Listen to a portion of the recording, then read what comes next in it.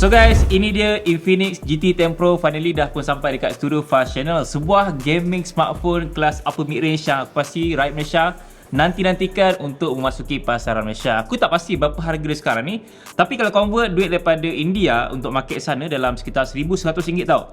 Dan untuk harga macam tu dengan apa yang Infinix bagi pada specs dia memang wow, mind blown gila guys. Now aku nak tengok apa yang Infinix bagi dekat dalam kotak jualan ni. Sebab aku tengok kotak dia dari luaran pun memang nampak unik tau. Sebab dia berbeza daripada typical box yang korang biasa dapat pada smartphone sekarang ni. Kita just tarik bahagian bawah ni, dan pada bahagian dalam dia ni korang boleh nampak ini memang menunjukkan sebuah gaming smartphone.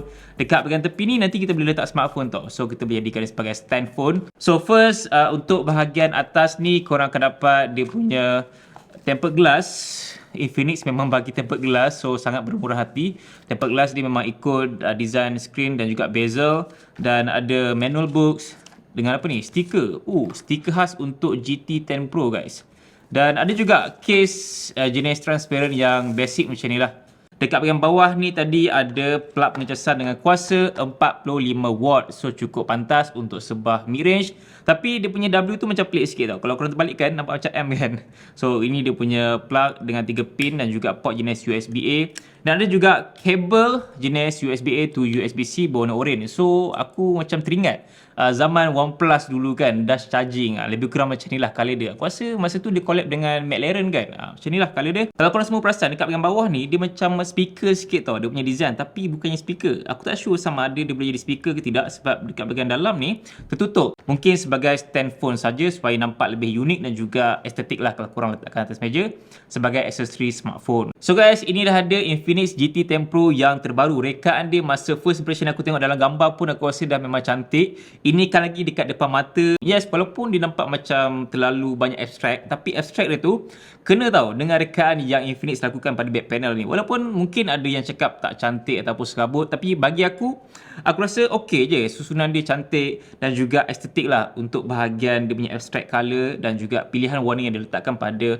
Mirage Silver ni. So ada juga warna Cyber Black. Aku rasa dari segi colour subjektif. Korang boleh pilih lah mana satu colour yang korang suka, sama ada yang gelap ataupun yang ni lebih cerah lah. Persoalannya apa yang special sangat dengan rekaan pada GT 10 Pro ni? Bagi aku tak ada special yang wow sangat pun. Dia just lebih kepada corak rekaan dan juga lebih outstanding. Dia nampak very different daripada typical smartphone yang biasa korang nampak. Mungkin dia adalah macam Nubia Red Magic sikit, tapi bagi aku Infinix ada letakkan identiti diorang tersendiri dari segi dia punya bahagian LED indicator ni tau. So dekat sini ada LED indicator akan tunjuk lah waktu korang charging smartphone ni, ada notification, tengah main game ataupun tengah dengan music, dia akan ikut flow kat sini. Feels dia memang solid. Tapi untuk material frame dia menggunakan plastik tau. So mungkin dari segi pandangan tu nampak cantik, tapi dari segi feels pegang tu still rasa ini adalah plastik. Dan dia nak ke arah macam stainless steel punya feels tau, tapi tak boleh sebab dia still plastik. Dan kalau korang perasan dekat bahagian dia punya SIM injector ataupun SIM tray ni,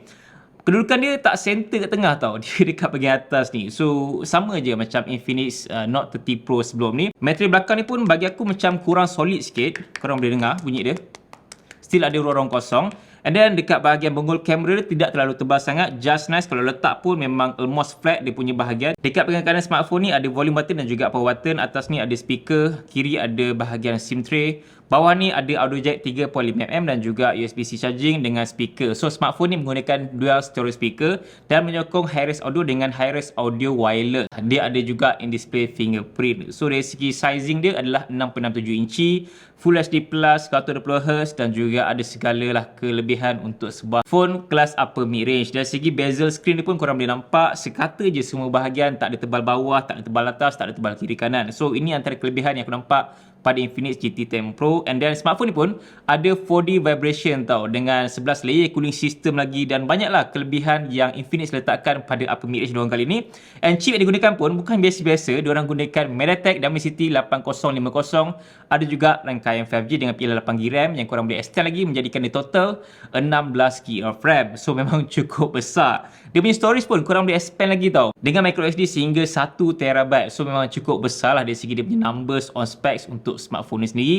And then untuk color dia bagi aku cukup baik, dan kalau korang semua perasan dekat UI dia ni tak banyak bloatware ataupun tak banyak aplikasi pre-install tau yang korang akan nampak, sebab diorang dah lesskan almost 40% untuk korang rasa pengalaman pure dan juga clean OS pada smartphone ni. So ini antara pembaharuan juga yang Infinix boleh letakkan pada smartphone diorang.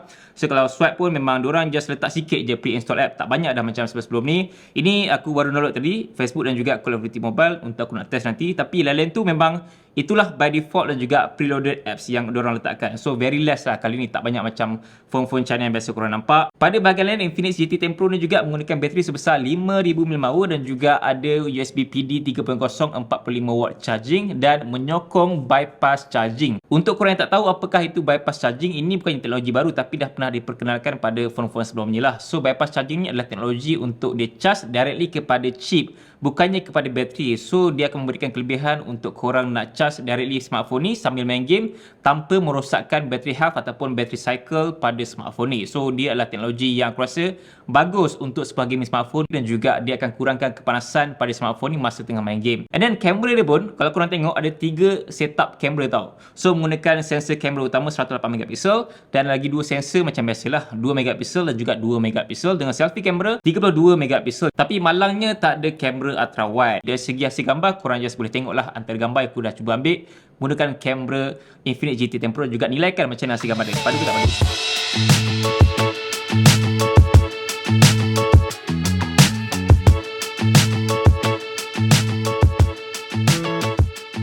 So macam mana hasil gambar daripada kamera dia, padu ke tak padu? Cuba korang komen sikit kat bahagian bawah ni, okay? And then dekat bahagian setting LED indicator dia, korang just swipe ke atas ni dan juga hold dekat bahagian bawah ni backlight effect. So kat sini kita just turn on dan juga korang boleh setting lah incoming calls, notification, charging, startup dan juga game. So kat sini kalau korang masuk dekat incoming calls, ada dalam 4 pilihan lah. So none ni kita boleh disable dia, dan ada flowing lights, ada breathing, Meteor. Aku rasa paling cantik mungkin Meteor lah, sebab dia punya movement tu macam wow sikit lah. Charging kat sini ada 2 pilihan saja, none dan juga flowing light. Dan dekat bahagian games ni ada 4 pilihan, GT Racing, Meteor, Helium Flash. Aku rasa GT Racing paling cantik kot. Dia memang optimize lah dengan LED untuk smartphone ni. And then kalau korang pergi dekat bahagian lain, setting dan juga dekat special function ni, so sini banyak juga setting-setting yang korang boleh set. Antaranya macam game mode, and then backlight effect tadi, ada X-Clone untuk nak clone apps yang korang dah download dekat smartphone ni, ada juga smart panel, and then ada juga main fusion untuk kita nak extend RAM. So ada virtual RAM sehingga 8GB menjadikan dia total 16GB of RAM pada smartphone ni. Memandangkan smartphone ni menggunakan chip MediaTek Dimensity 8050 yang aku rasa memang cukup berkuasa untuk kelas mid-range, dan juga dual storage speaker, display AMOLED dengan color yang sangat cantik dan refresh rate yang tinggi. So aku nak test main game pada smartphone ni, tengok padu ke tak padu, macam ni pengalaman dia. Sebab aku dah test dan didengar lagu, ada macam 4D vibration dan juga kita rasa getaran tau dekat back panel, lagi dekat bahagian kamera ni. So kalau main game, tengok macam mana bunyi dia apa semua kan, padu tak padu.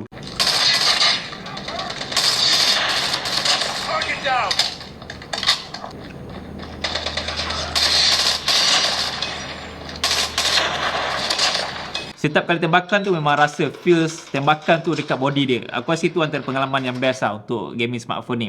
And then dari segi speaker dia tu, yes, okay, just nice untuk kelas dia. Cuma dia mungkin taklah macam power sangat lah dia punya audio experience tu. Tapi okay lah, dia untuk level ni memang okay. Tak adalah teruk, tak adalah bagus sangat. Dengan semua specs yang padu-padu pada smartphone ni, persoalannya adakah korang patut beli smartphone ni dengan dia punya chip MediaTek Dimensity 8050 5G, triple camera 108MP, design yang memang very nampak gaming, and then flat display AMOLED 6.67 inci, USB PD charging 45W dengan bypass teknologi lagi. So aku rasa untuk segalanya pasal specs memang this is auto buy smartphone mid-range. Untuk harga dia nanti mungkin sekitar 1,200 ke 1,300, itu yang aku jangkakan lah. Tapi mungkin akan lebih sikit pada tu ataupun akan kurang sikit daripada tu lah. Kita just tunggu dan lihat saja, sebab memang Infinix ni terkenal dengan harga yang sangat berpatutan untuk specs yang padu-padu. So dia macam era Xiaomi ataupun Realme masa awal-awal dulu kan. But now aku rasa Infinix ni antara jenama baru yang tengah mencanak naik dari segi dia punya populariti untuk phone budget tapi specs yang padu. Dan kalau korang mencari semua benda tu,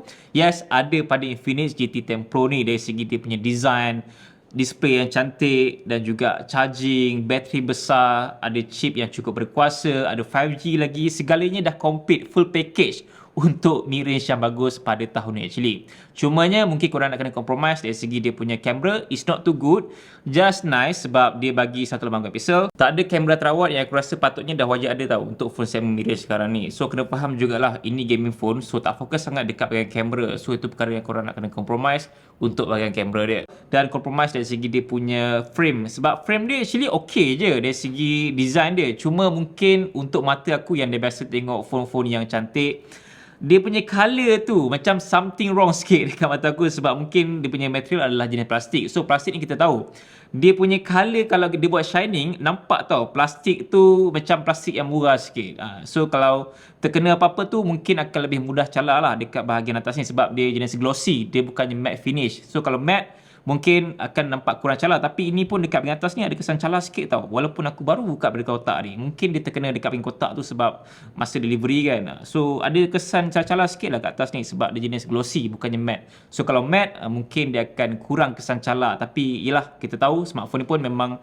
memfokuskan kepada estetik looks design ini yang digelar sebagai Cyber Mecha Design. So itu nama yang dia gelar pada Infinix GT 10 Pro, dan obviously cantik lah untuk mata aku. Kalau korang aku tak pasti macam mana, cuba korang komen sikit apa pendapat korang dengan rekaan pada GT 10 Pro ni. Tapi bagi aku memang kedudukan bonggol kamera ni estetik, kena dengan dia punya susunan kamera tu. So itu something different yang aku nampak pada Infinix sekarang ni.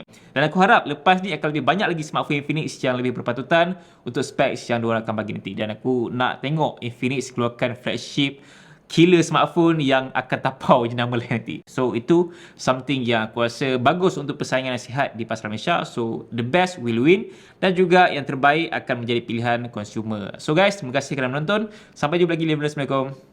Bye.